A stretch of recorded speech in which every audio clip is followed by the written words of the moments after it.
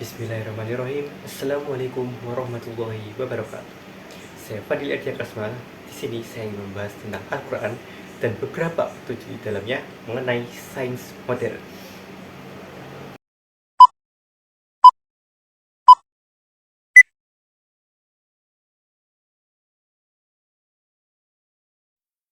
The beginning of everything, the Big Bang. The idea that the universe was suddenly born and is not infinite.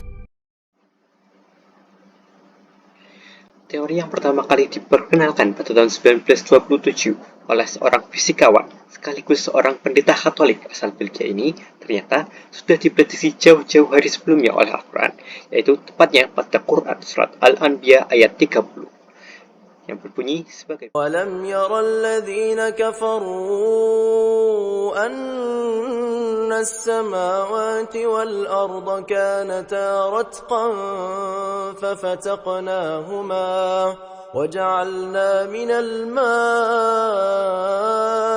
كُلَّ شَيْءٍ حَيٍّ أَفَلَا يُؤْمِنُونَ. Dan apakah orang-orang kafir itu tidak mengetahui bahwa langit dan bumi keduanya dahulunya menyatu, kemudian kami pisahkan antara keduanya, dan kami jadikan segala sesuatu yang hidup berasal dari air? Maka mengapa mereka tidak beriman? Jika kita pahami lebih jauh ayat ini, langit dan bumi yang dulunya menyatu lalu kemudian dipisahkan, bisa jadi Big Bang merupakan sesuatu untuk memisahkan kedua, yaitu langit dan bumi. The Quran too describes the water cycle in great detail 1400 years ago. The Quran says the water evaporates from the ocean, forms into clouds, the clouds join, they move into the interior, they fall down as rain, and the water table is replenished and the water cycle is completed. The Quran speaks about the water cycle in great detail in several places.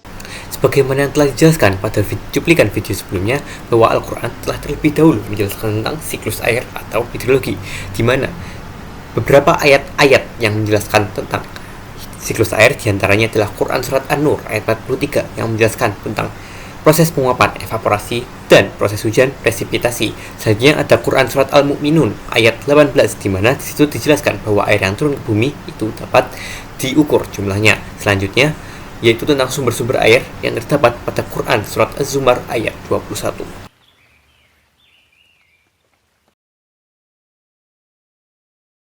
وقال الذين كفروا لا تأتينا الساعة قل بلى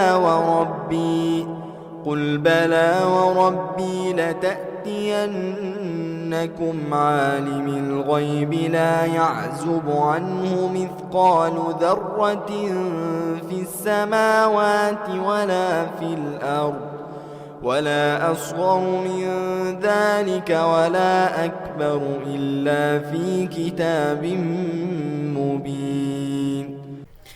Ayat tersebut merupakan ayat ketiga dari Quran Surat Saba, di mana pada ayat ini ditunjukkan salah satu kehebatan Allah yang maha mengetahui bahkan hingga sesuatu yang lebih kecil dari biji zarah. Hal ini dapat diartikan bahwa terdapat sesuatu yang lebih kecil dari sesuatu sekecil biji zarah yang sebelumnya diartikan sebagai butiran-butiran debu. Hal ini mendorong para peneliti untuk mencari tahu dan meneliti tentang hal ini, sehingga pada akhirnya diketahui tentang keberadaan atom. Penelitian lebih lanjut pun dilakukan, hingga pada akhir abad 19 ditemukan penyusun atom, yaitu proton, neutron, dan elektron.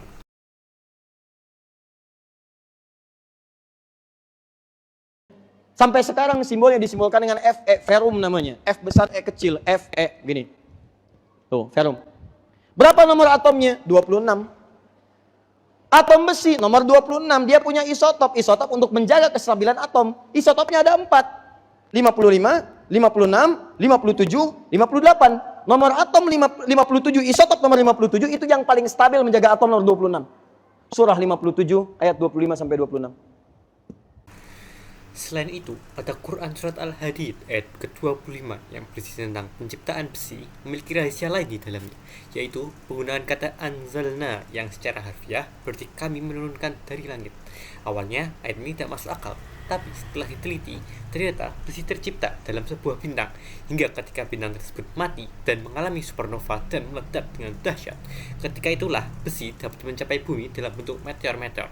dan Al-Quran pun sekali lagi dapat mendahului ilmu modern.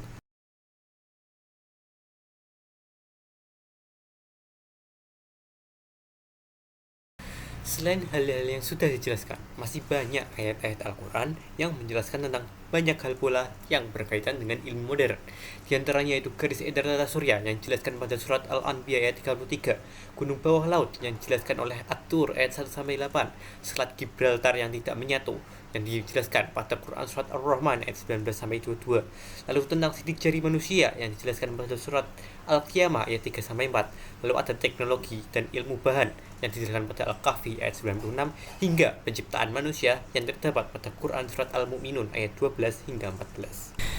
Tentu saja, yang saya sebutkan tadi hanya sebagian kecil dari banyak ayat-ayat Al-Quran yang menjelaskan dan berkaitan dengan sains modern. Ayat-ayat tersebut tidak cukup untuk dimuat dalam hanya satu video ini atau menunggu untuk dibongkar dan dipelajari. Saya harap dengan adanya video ini kita dapat mempelajari tentang banyak hal tentang kehebatan Al-Quran dan menjadi lebih bersemangat untuk mempelajari Al-Quran dan juga banyak hal tentang sains modern. Saya Fadil Ardiakasmal. Assalamualaikum warahmatullahi wabarakatuh.